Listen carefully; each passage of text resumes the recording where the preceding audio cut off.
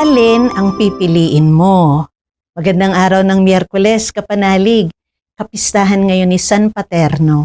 Ito po si Sister Rose Agtarap ng Daughters of St. Paul para sa mabuting balita. Tayo nang magnilay sa Ebanghelyo ayon kay San Juan.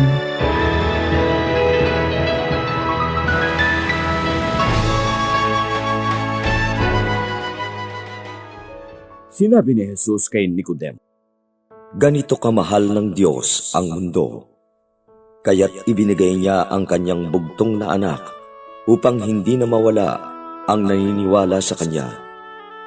Magkaroon nga siya ng buhay na walang hanggan. Hindi nga sinugo ng Diyos sa mundo ang anak upang hukuman ang mundo, kundi upang maligtas ang mundo sa pamamagitan niya. Hindi hinahatulan ang naniniwala sa kanya, ngunit hinatulan na ang hindi naniniwala, sapagkat hindi siya naniniwala sa ngalan ng bugtong na anak ng Diyos. Ito ang hahatulan.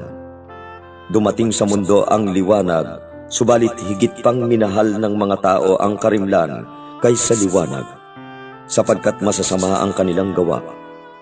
Napupuot nga sa liwanag ang nabubuhay ng masama, at hindi lumalapit sa liwanag, at baka mahayag ang kanyang mga gawa. Sa liwanag naman lumalapit ang gumagawa ng katotohanan, upang mahayag na sa Diyos ginagawa ang kanyang mga gawa."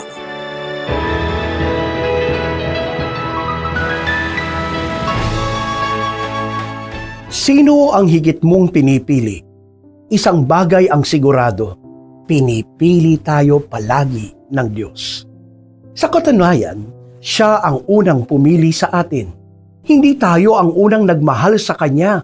Siya ang unang nagtiwala, unang nagbigay ng biyaya sa ating buhay. Siya ang unang pumili. Kaya ang tanong ngayon ay simple ngunit malalim. Kung pinipili tayo ng Diyos, pinipili ba natin siya? Alam nyo, madaling sabihin, "Opo naman, Father, pinipili ko ang Diyos." Pero kung susuriin natin ang ating salita at gawa, ano ang mas nangingibabaw? Sa Ebanghelyo narinig natin, "The light came into the world, but people preferred darkness to light because their works were evil." Dumating ang liwanag, si Jesus. Ngunit minsan mas pinipili pa rin natin ang dilim.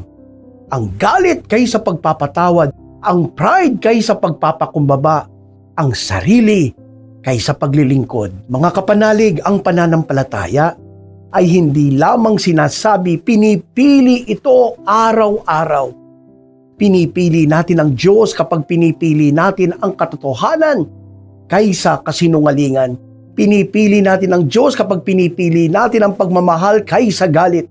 Pinipili natin ang Diyos kapag pinipili natin ang liwanag kaysa dilim.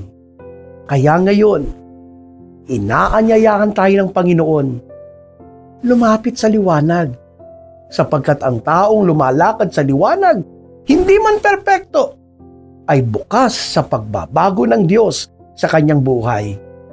Hilingin natin ang biyaya na piliin ng Diyos, hindi lamang sa salita, kundi sa gawa, araw-araw. Amen. Mga kapanalig, maraming salamat po sa inyong suporta sa aming misyon.